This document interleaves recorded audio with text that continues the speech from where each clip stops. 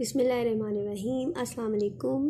So we were talking about bioenergetics, that is the energy transformation within living body. So when we talk about bioenergetics, we should know oxidation reduction reactions. So आपको पता है हमारे body के अंदर जितने भी metabolism हो रहा है, जितने भी रिएक्शंस हो रहे हैं, उनमें ऑक्सीडेशन और रिडक्शन रिएक्शंस इन्वॉल्व हैं.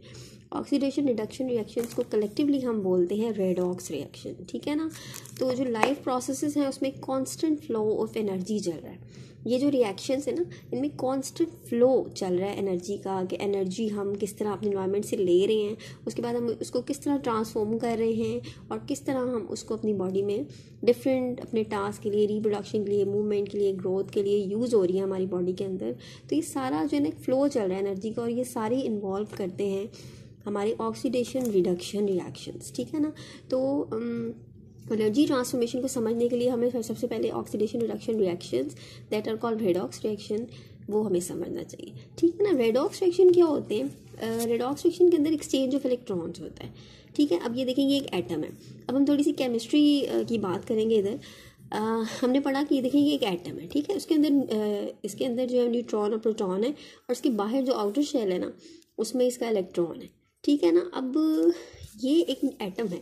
ठीक है ना. अब जो ऑक्सीडेशन रिडक्शन रिएक्शन है उसमें होता क्या है, जब ये एटम अपना इलेक्ट्रॉन लूज़ करता है, यानी कि बाहर निकालता है, इलेक्ट्रॉन लूज़ करता है, तो इस रिएक्शन को हम कहते हैं ऑक्सीडेशन. ठीक है. और जब ये एटम एक इलेक्ट्रॉन गेन करता है ना, इसने एक इलेक्ट्रॉन ले लिया, तो वो गेन ऑफ इलेक्ट्रॉन जो है ना वो रिडक्शन कहलाता है. तो ऑक्सीडेशन और रिडक्शन रिएक्शन में गेन और लॉस ऑफ इलेक्ट्रॉन होता है.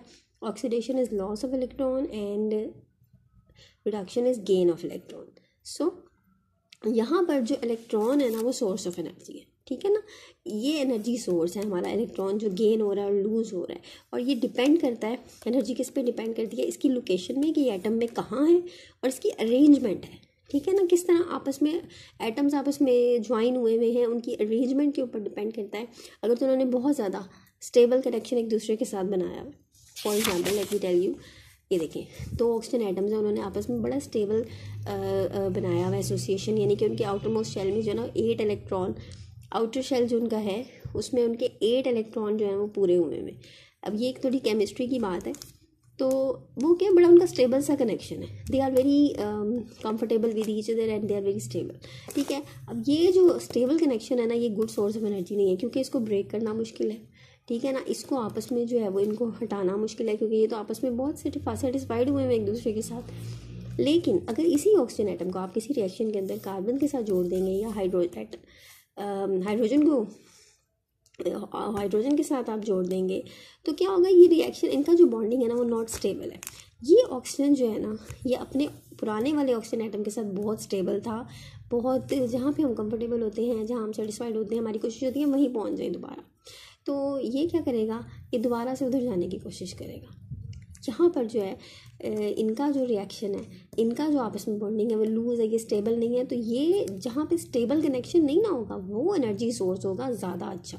जहाँ पे स्टेबल कनेक्शन होगा ना, वहाँ पर एनर्जी कम निकलने के चांस होंगे. वो आपस में ताल्लुक़ नहीं तोड़ते, ताल्लुक़ वहाँ टूटेंगे जहाँ पे जो है वो आपस में स्टेबल नहीं होंगे, एक दूसरे के साथ सेटिस्फाइड नहीं होंगे. फिर वहाँ एनर्जी भी निकलेगी, हीट प्रोड्यूस होगी, और ये सारा कुछ. अच्छा, लिविंग बॉडी के अंदर ना हम इलेक्ट्रॉन की बात तो इन करते हैं ना, लेकिन लिविंग बॉडी के अंदर ये इलेक्ट्रॉन नहीं कहा जाता. एक्सचेंज ऑफ रिडॉक्स रिएक्शन को एक्सचेंज ऑफ हाइड्रोजन एटम्स कहा जाता है. ठीक है ना. गेन और लॉस ऑफ हाइड्रोजन एटम्स.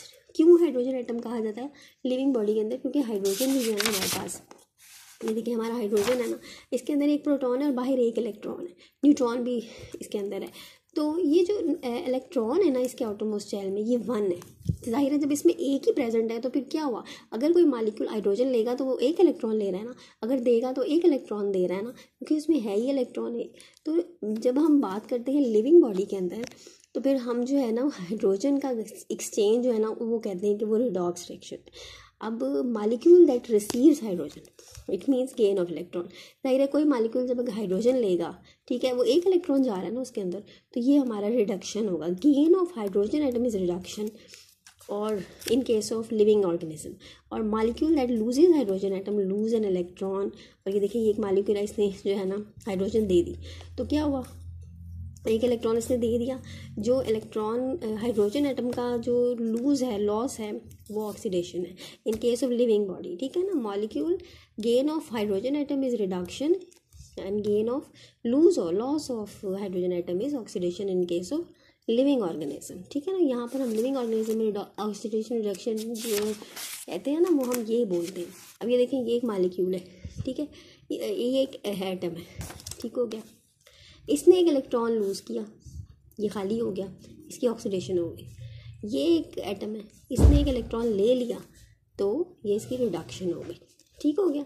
तो इस वीडियो में मेरा मकसद सिर्फ आपको जो है ना ऑक्सीडेशन और रिडक्शन का कंसेप्ट क्लियर करना था कि बेसिकली लिविंग बॉडी के अंदर हम उसको किस तरह रिएक्ट करते हैं, और ये जो हमारे रिएक्शंस है ना, ये highly great source of energy होते हैं, और इसमें ATP बनते हैं। आगे जब हम सेलुलर रेस्पिरेशन और फोटोसिंथेसिस वगैरह पढ़ेंगे तो आपको कांस्टेंट फ्लो ऑफ एनर्जी जो है वो सही तरह मैं आपको और डिटेल बताऊंगी इंशाल्लाह। Hope you have understood. Kindly watch my video and do subscribe my channel. Thank you so much. अल्लाह हाफिज़।